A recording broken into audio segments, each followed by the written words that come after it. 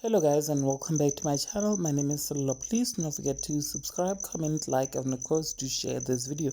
You guys, I never thought that ukutwala was an actual thing. You guys, I thought that those was actually just a ploy for blogs to get people reading and watch them, till I came across this video on TikTok of a man who had allegedly toilet using a snake, which in turn will make him rich, as in like super rich. You guys, now the video he shared on TikTok showing us his snake and him being proud of it, where he is basically heard saying, Sondela, you guys are saying Leroy has a snake. This is Leroy and his snake, you guys. He said that actually.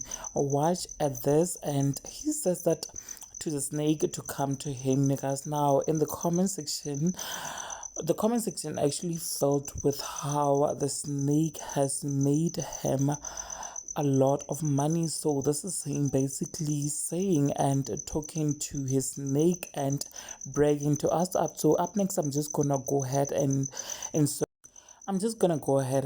the rest of the video, guys. Please do engage with me in the comment section, and of course do subscribe or follow me on Facebook if you haven't yet done so. I will definitely see you in the next video. Bye.